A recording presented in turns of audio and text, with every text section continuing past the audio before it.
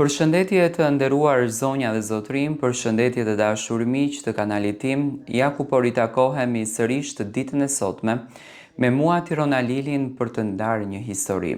Për të ndarë një histori shumë të rëndë, shumë nga familjet shqiptare fatkeqësisht përjetojnë momente dhe drama të këtilla, apo më konkretisht shumë gra shqiptare vuajnë nga fenomene të këtilla.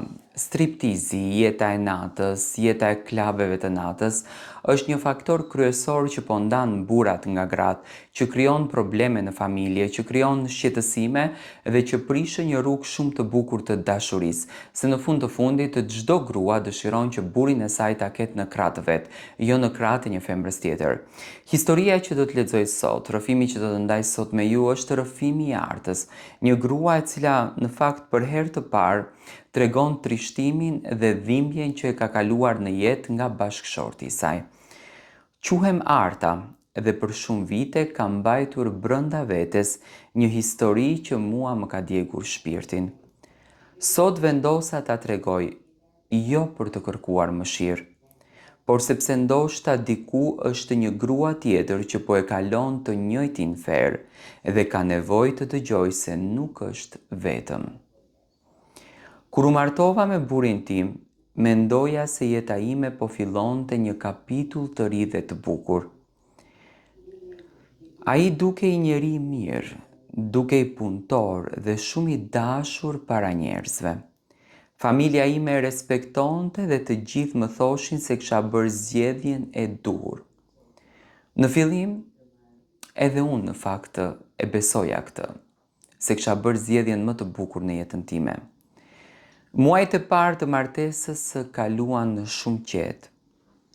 Ai punonte shumë dhe shpesh vonohej në mbrëmje.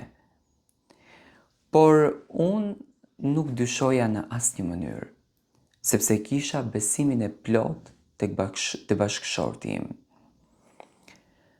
Mendova se ishte lodhja e punës dhe përgjegjësitë të jetës së re.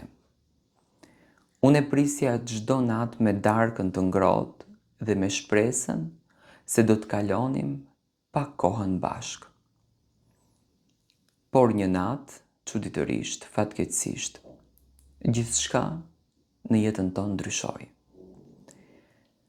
Ai erdhi shumë vonë. Ishte i dehur dhe mezi qëndronte në këmbët e veta. Nuk e kisha parë kurrë në atë gjendje burrin tim. Kur i kërkova me qetësi të ulej dhe të pinte ujë, ai u nervozua menjëherë. Filloi të bërtiste pa arsye, sikur unë të isha fajtore për diçka që realisht nuk e dija. Ajo natë ishte hera e parë që ai person ngriti dorën tek mua. Unë e mbaj mend të mbeta krejtësisht e shtangur. Nuk e besoja dot se njeriu me të cilin isha martuar mund që të bëhej aq i egër me mua.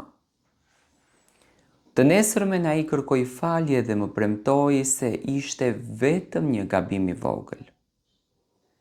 Një moment i keq. Dhe unë e besova sepse doja që ta besoja. Por me kalimin e kohës, e vërteta filloi të dalë çdo natë në dritë. Netët e tij jashtë shtëpisë u bën gjithnjë e më të shpeshta. Ai filloi që të kthehej gjithmonë në orët e para të mëngjesit. Shpesh i dehur dhe me xhepa të bosh. Një ditë rastësisht dëgjova 2 nga shokët e tij duke folur.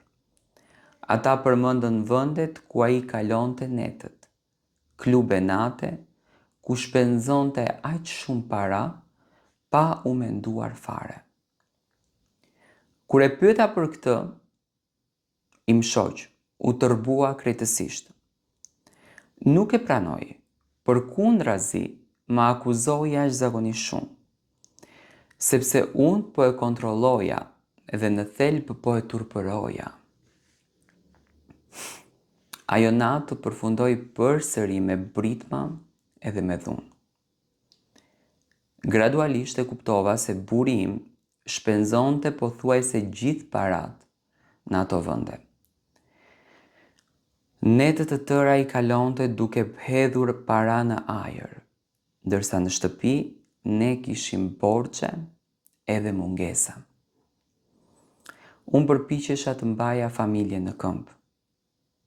Kur ai flinte deri vonë nga lodhja e natës, unë e zgjoja veten herët, bëja punët e shtëpisë dhe shkoja të punoja për të ndihmuar me shpenzimet. Por gjithçka që fitoja, dukej si kur zhdukej nga jeta jonë.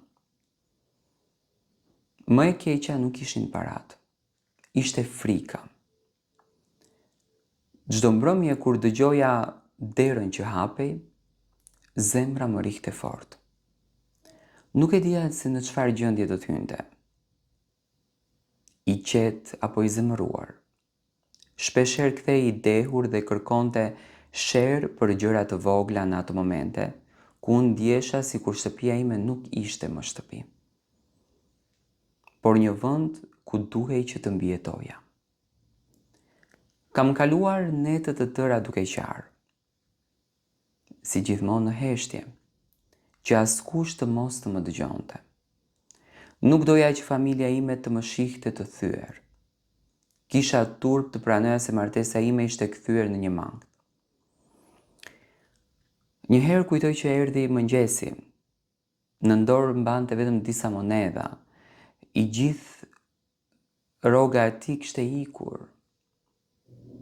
Kur i thash se nuk kishim para për faturat, ai më shtyu me zemërim dhe më tha se nuk ishte ai problemi i tij. Ajo fjali më goditi më shumë se çdo gjë tjetër, sepse atë moment kuptova se ai nuk e shihte më familjen si përgjithësi.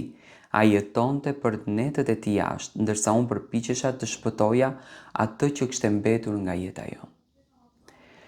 Kaluan vite kështu, shpresa ime u dobësua çdo ditë, unë vazhdoja të qëndroja, ndoshta nga frika, ndoshta nga shpresa se një ditë ai do të ndryshonte.